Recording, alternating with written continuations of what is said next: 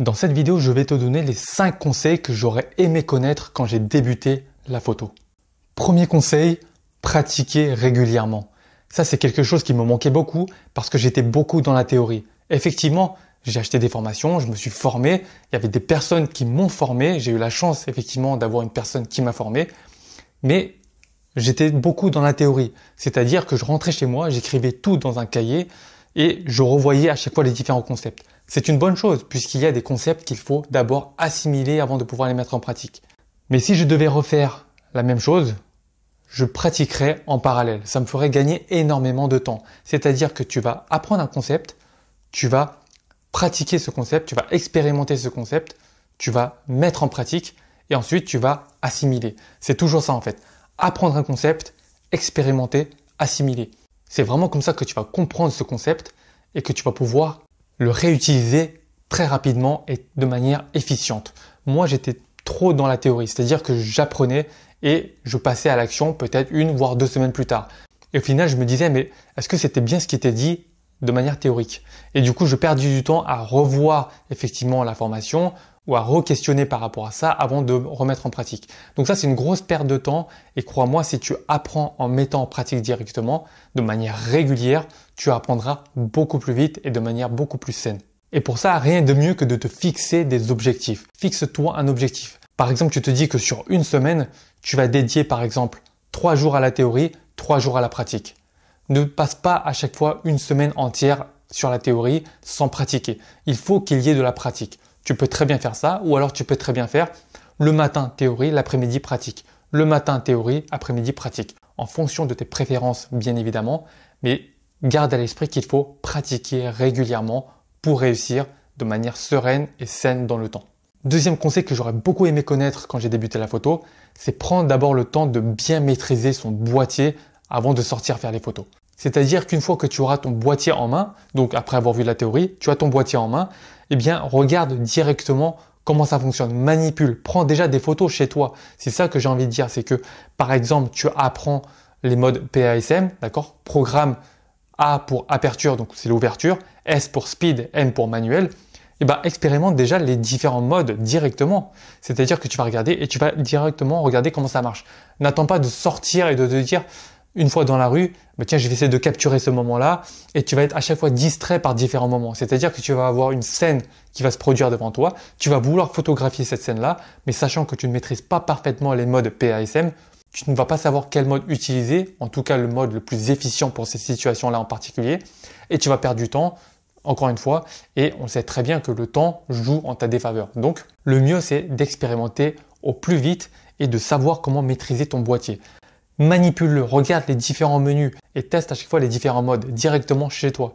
Il faut que tu maîtrises ton boîtier. Et ça peut prendre un peu de temps. Donc ça, c'était la mauvaise chose. Mais la bonne chose, c'est qu'une fois que tu maîtrises ton boîtier, ça deviendra un automatisme. Quand tu seras en extérieur, tu verras une situation particulière, un sujet en mouvement, tu sais tout de suite qu'il faudra être par exemple en mode priorité vitesse avec tel réglage en fonction des conditions de luminosité. Tu sauras exactement de manière automatique comment régler ton appareil pour shooter dans les meilleures conditions. Donc maîtrise tous les concepts essentiels de ton boîtier. Les modes PASM, les modes de mesure d'exposition, les modes d'autofocus, la balance des blancs et tout ce qui s'ensuit. Il faut maîtriser ton appareil photo. Troisième conseil que j'aurais aimé connaître quand j'ai débuté la photo, c'est de maîtriser la lumière. La lumière, c'est le point clé qui fait une photo réussie. Si tu prends une photo et que tu es totalement dans le noir, ça ne va pas t'apporter grand-chose. La photo sera véritablement ratée. Tu peux me croire sur parole, sans lumière, une photo n'est rien. D'ailleurs, tu as dû entendre le dire très souvent, je l'ai déjà dit dans mes vidéos, je vais le répéter encore une fois puisque c'est la vérité. Photographier, c'est comme écrire avec la lumière. Donc sans lumière, tu n'as pas de photo. Si tu es dans le noir complet et que tu prends une photo, il n'y aura rien à l'écran. Donc rien ne va s'afficher. Tu n'as pas de lumière. Par contre, dès que tu commences à ajouter une source lumineuse, tu commences à voir quelque chose se dessiner sur l'écran et c'est donc une photo sur laquelle tu peux raconter une histoire. Donc en maîtrisant la lumière, tu pourras la modeler de différentes manières pour mieux raconter l'histoire que tu souhaites transmettre au travers de ta prise de vue. Donc il faut savoir que tu as différents types de lumière. Tu as la lumière naturelle. Dans la lumière naturelle, tu as la lumière du matin, de l'après-midi, du soir. Tu as également la lumière artificielle. Donc pour la lumière artificielle, tu as différents types de lumière. les flashs Cobra, les flashs de studio, tu as des softbox, tu as des parapluies pour adoucir la lumière. Donc, il y a les concepts de lumière dure, lumière douce à assimiler. Je t'ai fait une vidéo par rapport à la lumière. Si tu n'as pas vu la vidéo, je te la mets juste ici. Mets-la en favori et tu iras la voir juste à la fin de cette vidéo-là. Quatrième conseil que j'aurais aimé connaître, c'est tout simplement d'explorer différents styles photographiques pour ensuite y ajouter ta patte artistique. Moi, ce que je voulais faire au début, c'est que j'ai entendu un conseil que tout le monde quasiment entend, c'est spécialise-toi dès le début.